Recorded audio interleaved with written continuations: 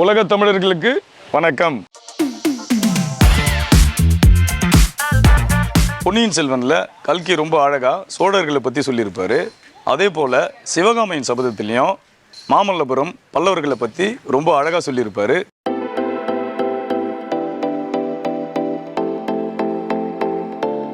நான் நிற்கிற இந்த இடம் அழகான ஒரு முருகர் கோவில் இருக்கிற இடம். பல்லவர்களுடைய புதுசாக கண்டுபிடிச்சிருக்க இந்த கோவில் மாமல்லபுரம் பக்கத்திலேயே இருக்கு. இங்கிருந்து இந்த கோவில்கள் சிற்பங்கள்லாம் மாமல்லபுரம் வரைக்கும் போவோம். நம்ம முருகர் கோவில் பக்கத்திலேயே சிவன் கோவில் இருக்கு. ரொம்ப பழமையான சிவன் கோவில். இங்க பாத்தீங்கன்னா தூண் வச்சிருக்காங்க. நேரா போனா அழகான ஒரு லிங்கம் இருக்கு. அழகா கோவில் மாதிரியே குடைஞ்சிருக்காங்க. 2 தூண் இருக்கு. அழகான சிற்பங்கள் வாசல்ல பாருங்க. இது மாதிரி அழகான சிற்பங்கள்லாம் இப்போ பயங்கரமா சிதிலம் அடைஞ்சிருச்சு. உண்மையில ரொம்ப தத்ரூபமா குடைஞ்சிருக்காங்க. பாருங்க என்ன மாதிரி அழகா செதுக்கி இருக்காங்க.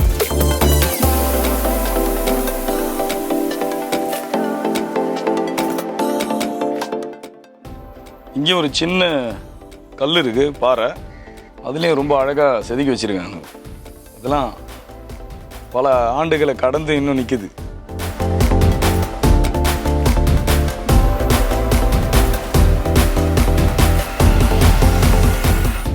இதுதான் புலி குகை. நீங்கள் பார்த்தீங்கன்னா அந்த பாறையில் ஃபுல்லுமே புலி முகங்களை வந்து செதுக்கி வச்சுருக்காங்க. பார்த்தா ஒரு ஆள் நிற்கக்கூடிய அளவில் இருக்குது. ரொம்ப அழகாக செதுக்கி வச்சுருக்காங்க.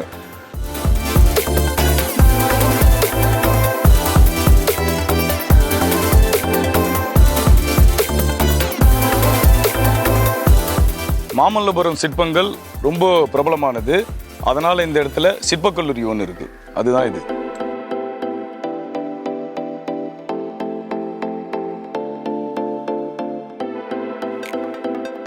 மாமல்லபுரம் நுழைவு வாயில். இங்கிருந்து தான் நம்ம பயணம் ஆரம்பிக்க போகுது.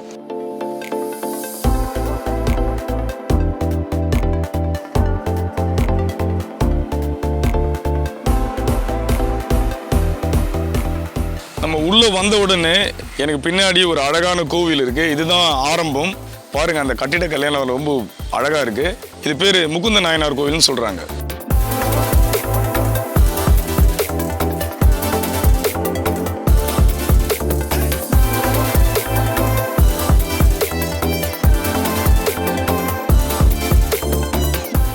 மாமல்லபுரம் பேரூராட்சியை சேர்ந்தது. இது அதோடைய அலுவலகம்.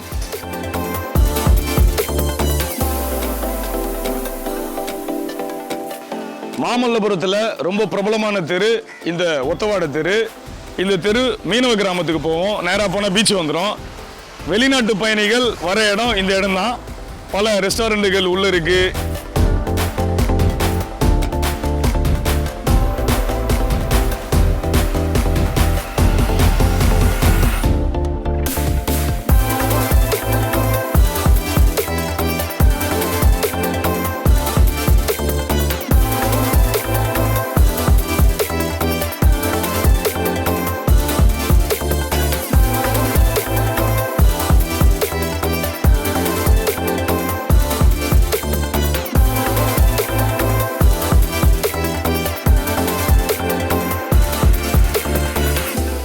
இங்கே நிறைய சிற்பங்கள் இருக்கும். நிறைய சிற்பிகள் இந்த தெரு ஃபுல்லாக இருக்கிறாங்க. நம்ம அண்ணங்கிட்டே கேட்டுடலாம். அவரும் ஒரு சிற்பி. நாங்கள் இங்கே ஒரு 6 பேர் டீம் ஒர்க்காக பண்ணிக்கிறோம். இது வந்து இந்த புத்தர் வந்து பார்த்திங்கன்னா 3 அடி வரும், 90 சென்டிமீட்டர் வரும். இது வந்து இந்த கல் வந்து கடப்பாகல்னு சொல்லுவோம். இங்கிலீஷில் வந்து கிரே ஸ்டோன்னு சொல்லுவோம். இது வந்து ஆந்திராவிலேருந்து இந்த கல் வருது. ஆனால் எல்லாமே வந்து நாங்கள் இங்கே தான் செய்யறது. எங்களுடைய வேலை கை வேலை தான். இது எல்லாமே செதுத்துலாம் கஷ்டமாக தான் இருக்கும். கீழே போட்டால் ஒடியும். இங்கே சூப்பரான ஒரு சிலை இருக்குது. அர்த்தநாதீஸ்வரர் சிலை தான் அது.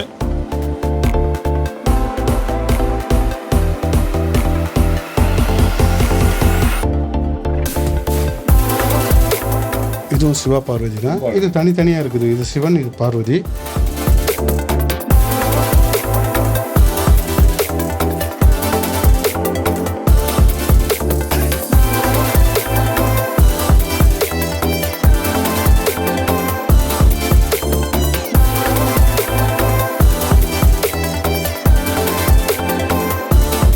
இதுதான் மாமல்லபுரத்தில் இருக்கிற பிரபலமான அம்மன் ஆலயம் கருகாத்தம்மன்.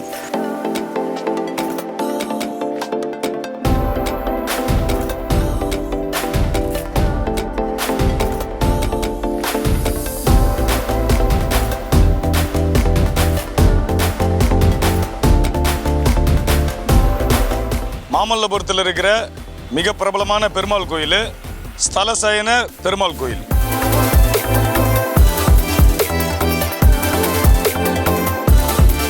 எனக்கு பின்னாடி பார்த்தீங்கன்னா ரொம்ப அழகான ஒரு கல் தெரியுது.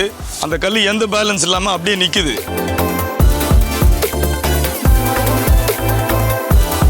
நம்ம அக்கா இங்கே சுற்றி பார்க்க வந்தாங்க, நம்ம அவங்க கிட்ட கேட்டுடலாம். இது கிருஷ்ணனுடைய இது எண்ணெய் திரட்டுற கல். அது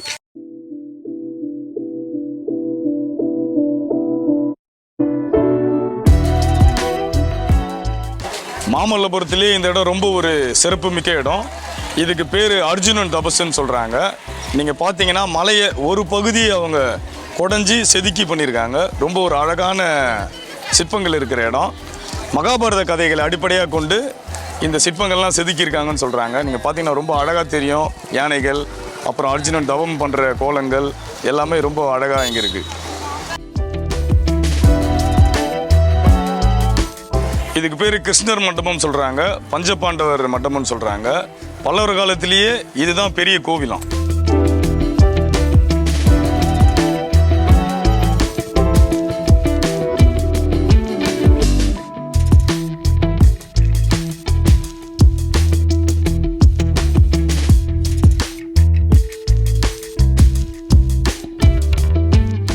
நான் நிற்கிற இந்த மண்டபம் பேர் கிருஷ்ணருடைய மண்டபம்ன்றாங்க.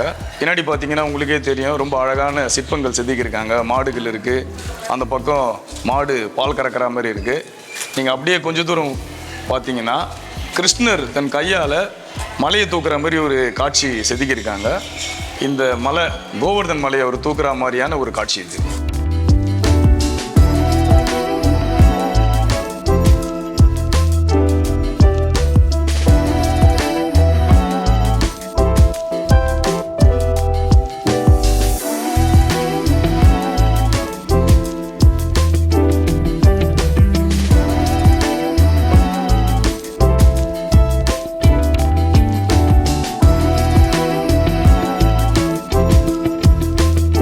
நாங்கள் 5 ரதத்தை நோக்கி வண்டியில் போயின்னு இருக்கோம்.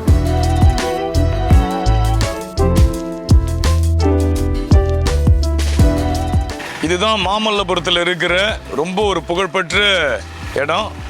5 ரதம்னு வாங்க இந்த இடத்த.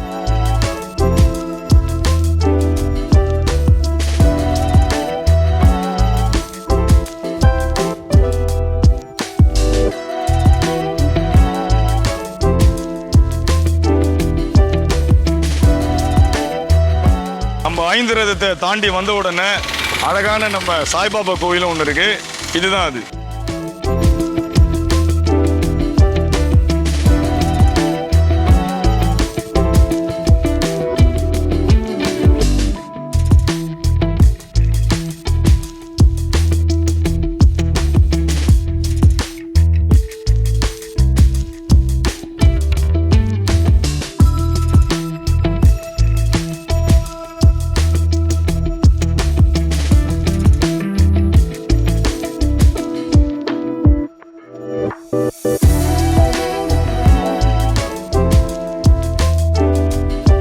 எனக்கு பின்னாடி தெரியுது தான் மாமல்லபுரம் கடற்கரை கோவில்.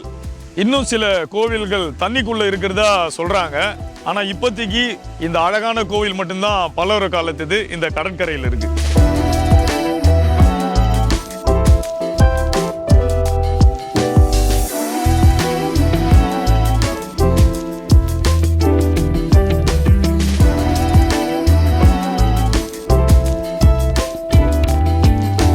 இதுதான் கடற்கரை கோயிலுக்கு போற மெயின் என்ட்ரன்ஸ்.